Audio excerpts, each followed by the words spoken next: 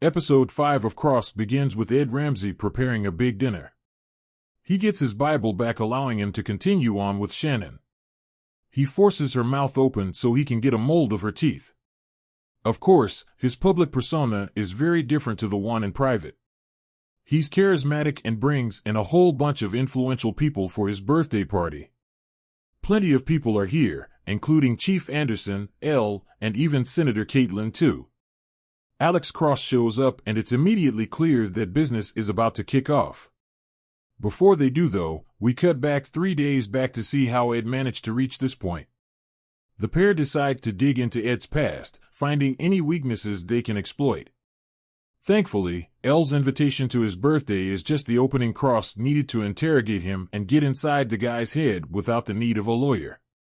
John does his background and speaks to a guy called Dex Notrall. He's Ed's old neighbor, and he admits he always knew there was something not quite right with Ed. Now, Dex offers up another name too, White Mike. It would appear that Ed's mom is also still alive too. They haven't spoken in 25 years though, but given the lies, Ed deduces that this was all a ploy for him to give out the tortured artist persona he's been clinging to.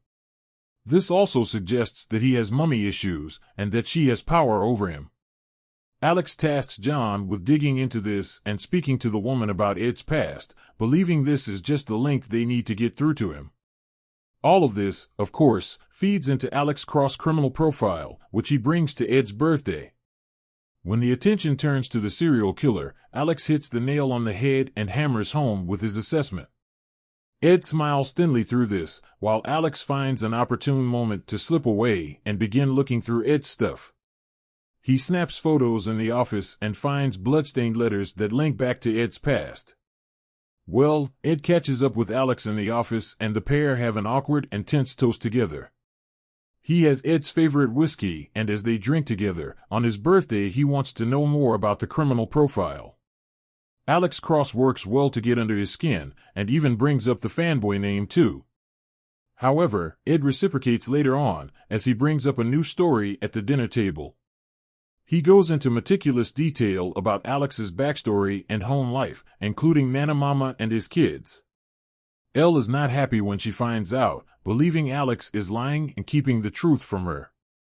When she walks away from Alex, Ed approaches and tries to squeeze the truth out of Elle. It doesn't work though, and she doesn't reveal the truth, thankfully. Instead, Elle finds herself in a tricky position. Faced with a big businessman in Lawrence Buckley, she squirms when he asks difficult questions about her attending police protests, which she of course has.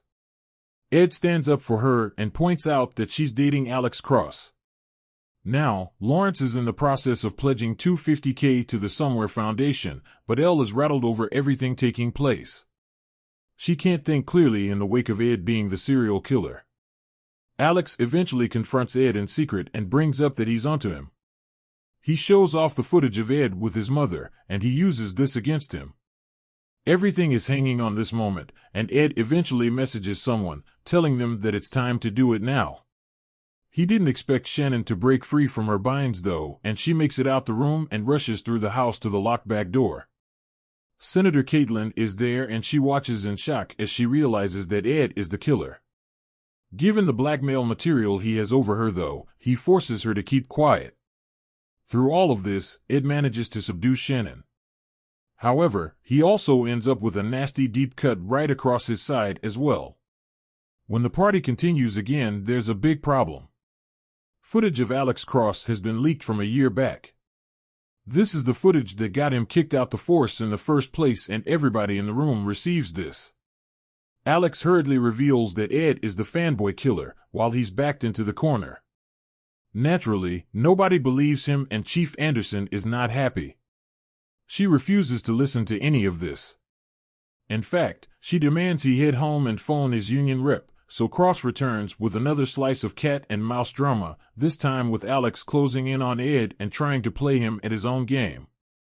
Unfortunately, that completely backfires, and what begins as a simple game of psychological warfare soon escalates to Alex being thrown into the obligatory main character loses their job but gets it back at the last second angle. This really has been Tickbox's affair of cliches so far, but the characterization is at least strong enough to keep this one watchable for the time being.